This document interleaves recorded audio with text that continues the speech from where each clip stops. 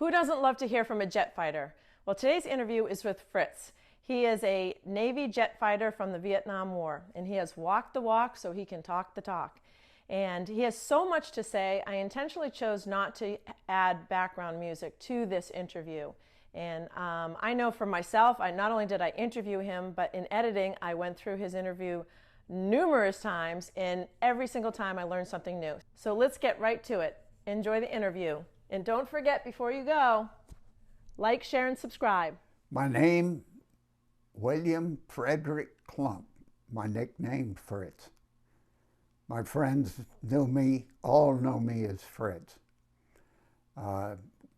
Entered the Naval Academy in 1957, commissioned in 1961, 6.5 years active duty after my Naval Academy time, giving me a total of 10.5 years.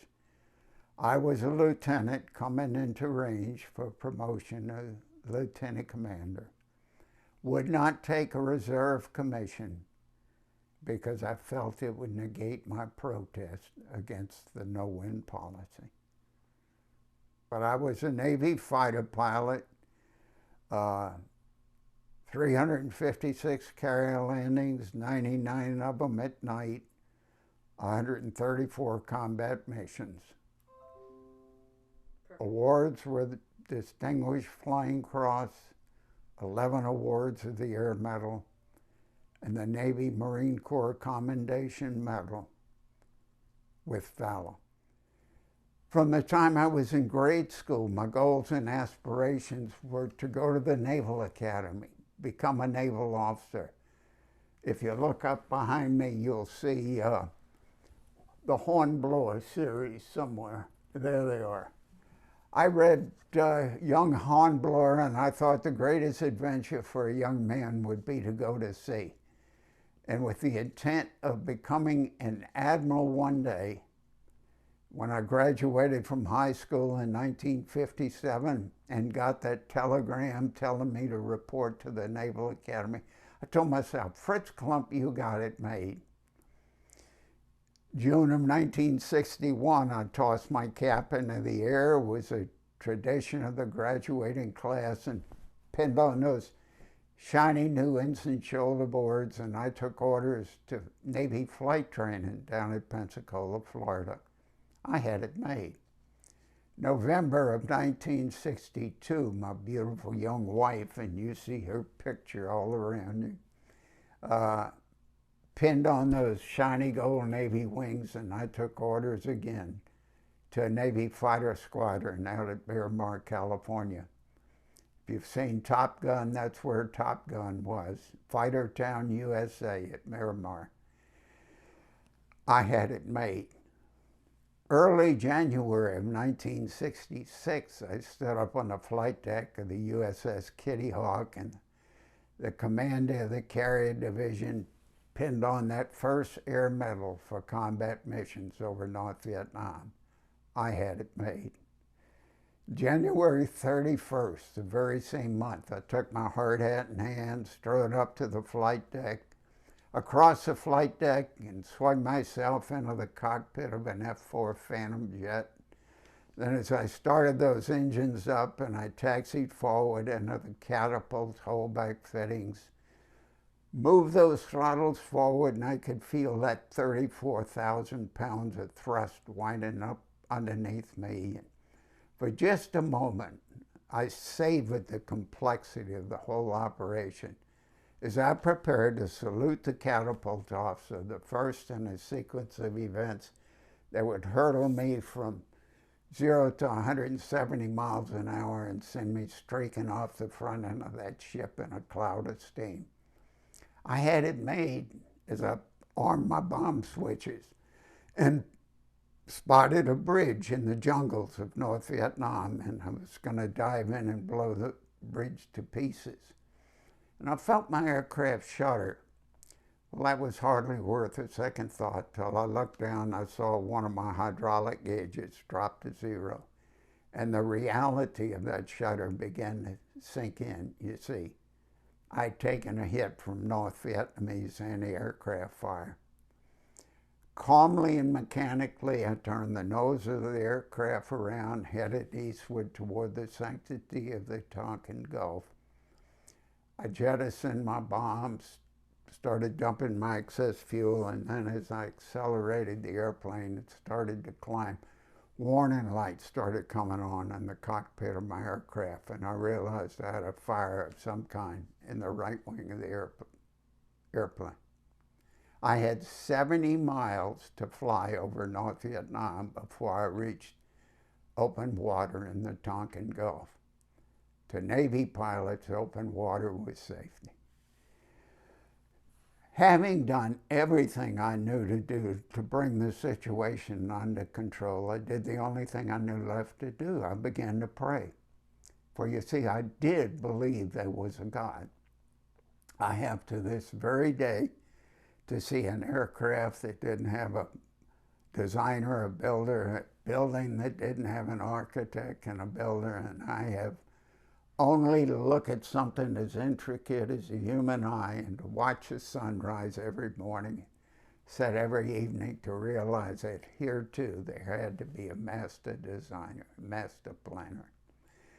I can honestly say at this point in time I wasn't afraid of dying.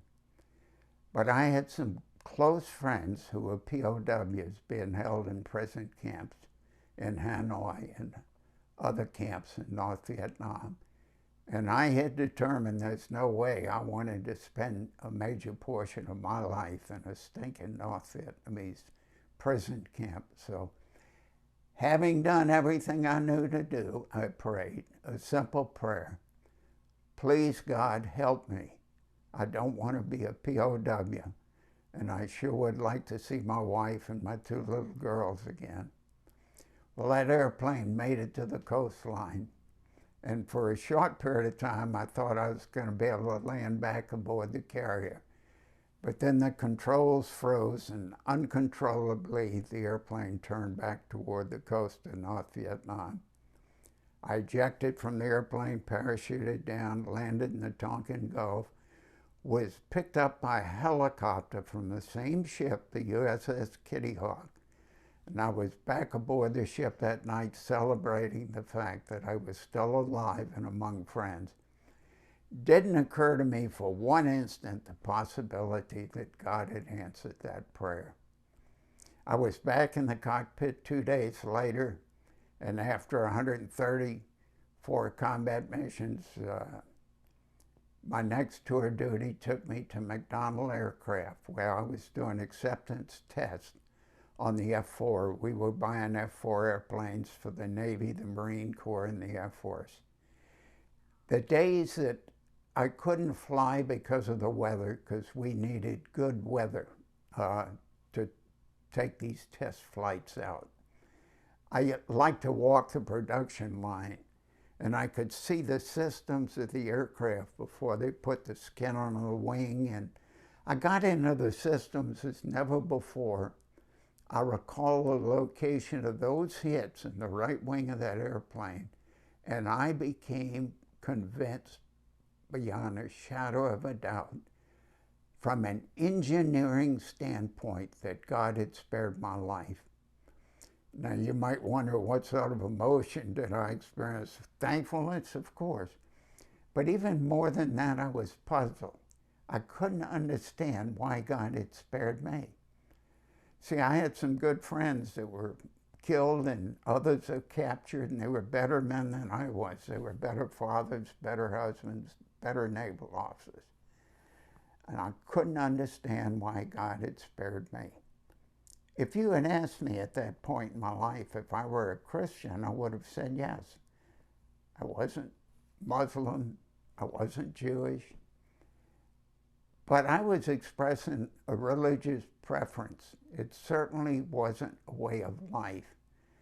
In retrospect, I conclude that what I had is what I would have to call my own personal religion, based on the 10 Commandments and the Golden Rule, and I reasoned every time I do something good, I'm going to get a check mark in this column, and over here there's another column, and every time I do something bad, I'm going to get an X mark in this column.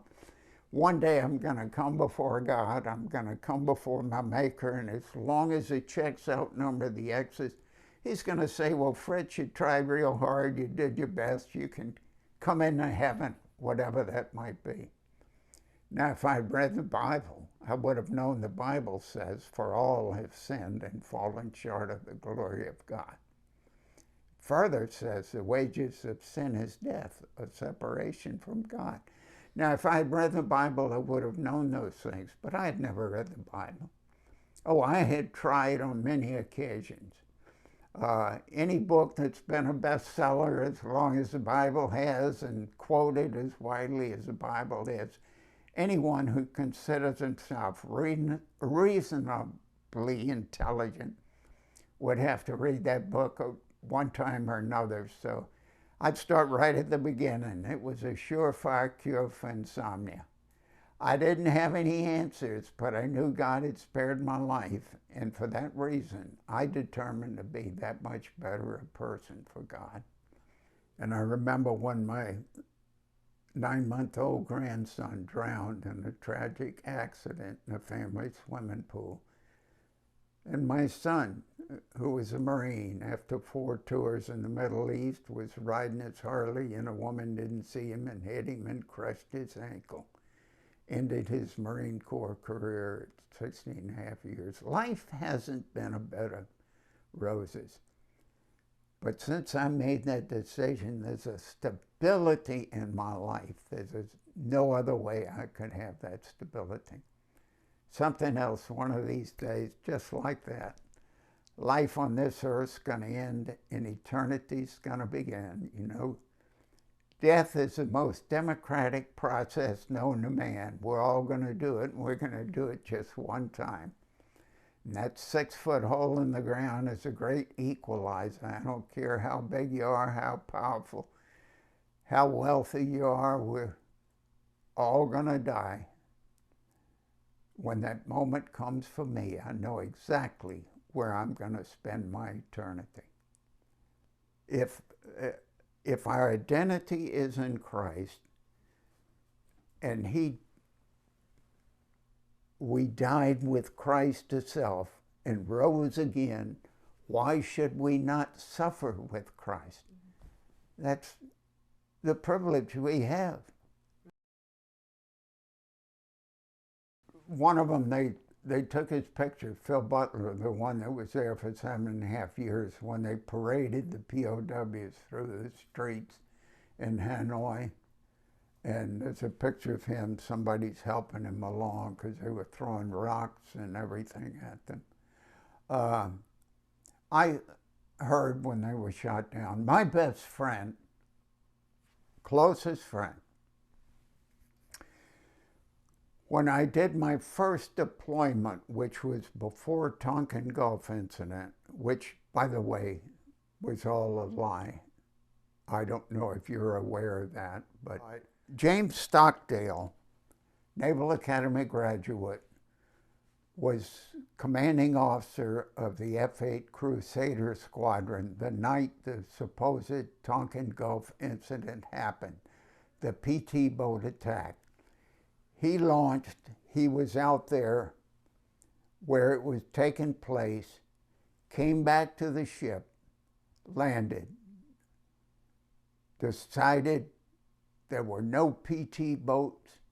What they were painting the ship's crew was sea return, you know.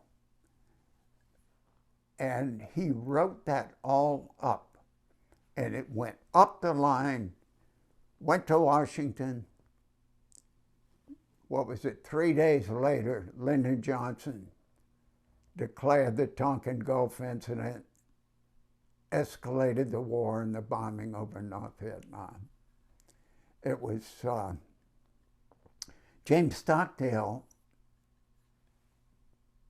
after that, subsequently, was back out there as a carrier air group commander, and he was shot down and captured. He was being held in Hanoi and knew that he had information about this, that it was all a bogus and a lie. They tried at one point. He was a senior POW. Stockdale eventually, after they were released, became an admiral, commanded the War College, and after he retired, he was president of the Citadel, and he wrote a book in Love and in War, written by James Stockdale and his wife, Sybil.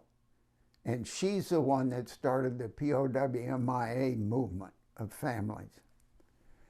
Stockdale, they wanted to use him and film him for propaganda purposes. And he got something and defaced himself, so they couldn't do it. Like I said, there's a statue of him back at the Naval Academy. Before the end of the deployment, they sent some medical doctors and stuff to out to the ship to question, looking for who was going to stay in, who was going to get out, and why so many pilots were resigning. And one squadron, there was only one person they could interview that said he was going to stay in, and he was the CO of the squadron. The only one that questioned whether he might or might not was the XO of the squadron. All the rest were. It was crazy. The day Lyndon Johnson called a bombing pause. That was in beginning of January '66. And they resumed bombing the day I got shot down. And there were 5 airplanes between the Navy and the Air Force that were shot down. That bombing pause gave them the opportunity to rearm, SAM missiles, anti-aircraft fire, whatever they needed. There was a 50-mile radius around Hanoi, and you could not bomb anything within that 50-mile radius at that point. What our operations were called Rolling Thunder. And it basically, all we could bomb were lines of communication and transportation. You could see Russian ships unloading SAMs on the dock, and you couldn't bomb them. You knew you were going to see those SAMs again, but next time it wouldn't be sitting on the dock. You know, I gave General Westmoreland a lot of credit. I said, why doesn't he release to the American people what's really going on in Vietnam? I said, well, maybe because he knows he'd be fired,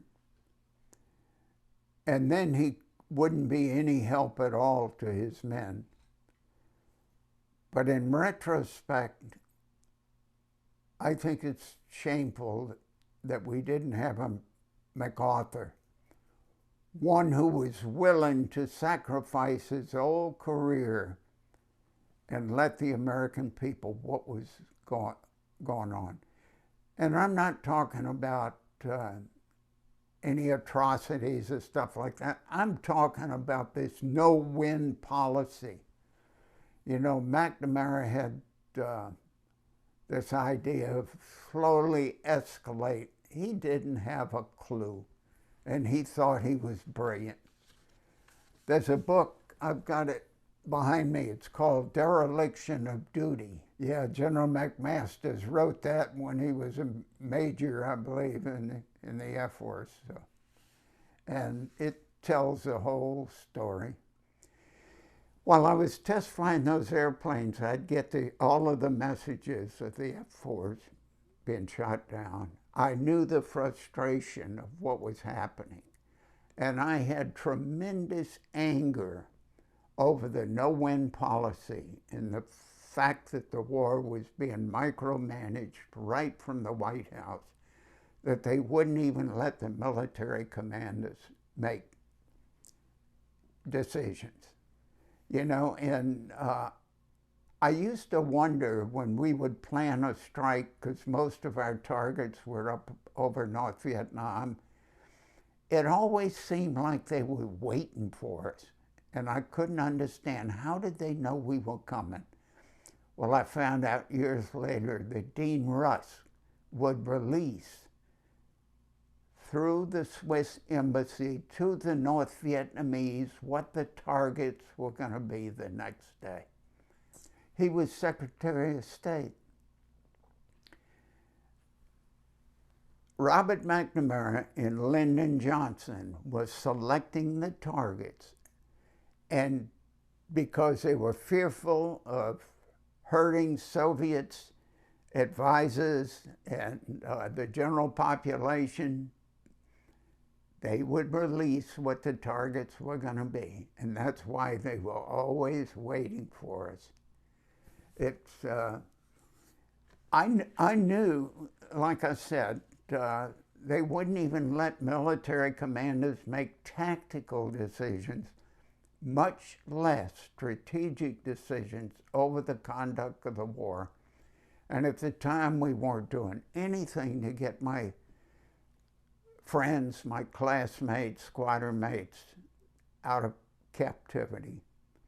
I had one fella that we got our wings together, and he spent 7.5 years as a POW in Hanoi. Oh, this was Phil Butler.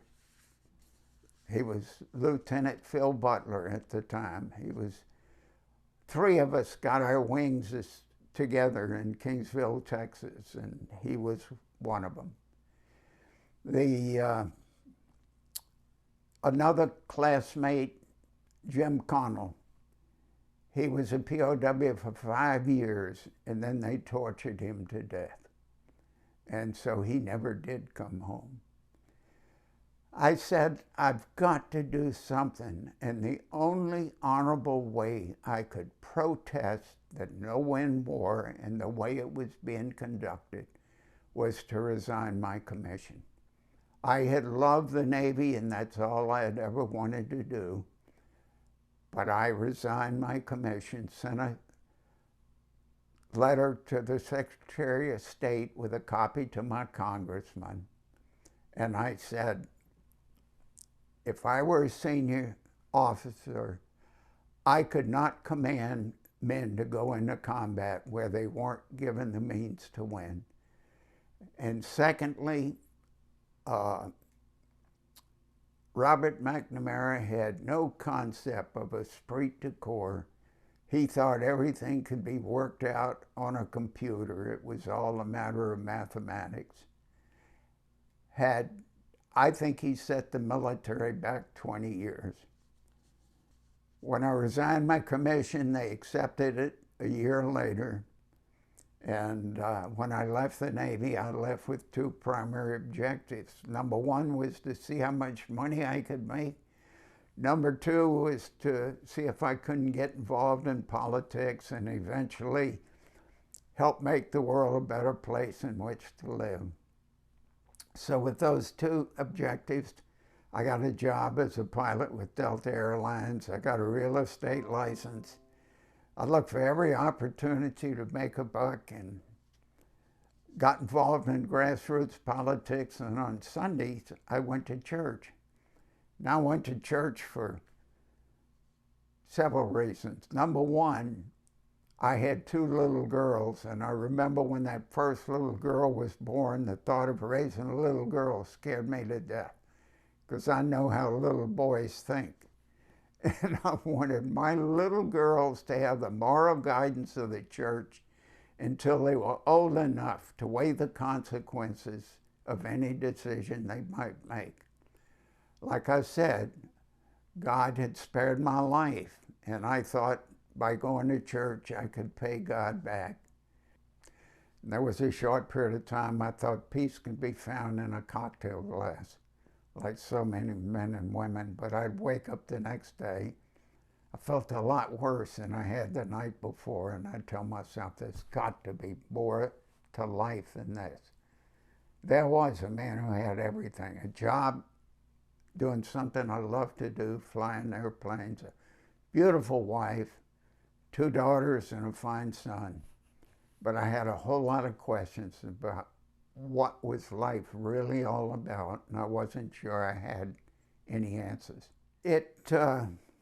Like I said, it was coming to faith is what saved me from the baggage, saved me from the behavior that goes hand in hand with post-traumatic stress disorder. I had 4 different guys. You've seen the movie Top Gun. In the F-4, we had a back-seater radar intercept officer. In Top Gun, the first time, that was Goose. The first one I had, after one deployment, he turned in his wings, became an alcoholic. The second one I had after that, he drove himself after 2 combat deployments. He drove his automobile into an embankment, driving from Point Mugu down to Los Angeles, and killed himself. The third one was the one that was with me when we got shot down. He was so traumatized by the ejection that he eventually turned his wings in and had a lot of his intestines removed. The next one who replaced him, the next guy that flew with me, killed himself on a motorcycle. Good friend, close friend, Naval Academy graduate that was with me flying test flights at McDonnell in St. Louis. When he got back from his combat tour, he hit a bridge abutment in his Porsche. You don't tell a 27-year-old fighter pilot he's depressed. That doesn't fit the image. And we didn't even hear of PTSD. And they were not suicide directly, but indirectly. I believe so many of these Vietnam vets committed suicide, took their own lives. And it was only by God's grace that I didn't do the same thing, because I would get in an airplane, test flying it, and I would do some crazy things in that airplane. I'd find myself speeding on the interstate, weaving in and out of traffic. You get addicted to adrenaline in combat, and you'll do things to feed that urge for adrenaline. The most important part of my story is coming out of the cave with my hands up. I think so many of our young veterans are suffering because there's a loss of purpose. They went to Iraq, they went to Afghanistan after the 9/11 stuff. They went into the service with the idealism and a real sense of purpose and meaning. And I think one of the hardest things for these young military guys, when the realization of what they have given so much and sacrificed so many of their friends and stuff, is all for naught. And to see what's happening now, men need purpose. Coming to Christ is what gave my life purpose, meaningful purpose. One of my favorite books of Ecclesiastes is one of my favorite books of the Bible. The end of the story is all is vanity. All the other stuff is vanity. Only coming to Christ gives meaning and purpose to life. Explain your patches. You want to tell me a little bit about those patches? Well, that's a 100 mission patch. That's a Martin Baker patch, a Martin Baker ejection. And this one was 100 carrier landings on the Kitty Hawk. This one was when I reached 200 carrier landings on the Kitty Hawk.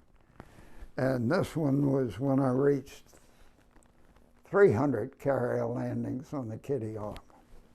And this is a McDonnell F4 patch. I've got my Tonkin Golf Yacht Club patch. And this is just Kitty Hawk patch. And then on the back are the squadron patches, the aardvarks, and the F-114. That was a fighter squadron. There's the aardvark hat. When the F-4, the squadron I was with was the first F-4 squadron. It was a brand new airplane. And one of the guys, a public affairs officer, if you look at the F-4 and the profile of the F-4, you can see the similarity with the aardvark that was out of the comic strip. Right. That's how they came up with the aardvarks. And then the aardvark squadron, VF-114, flew Tomcats after that. And very cool. And your medals? Yeah.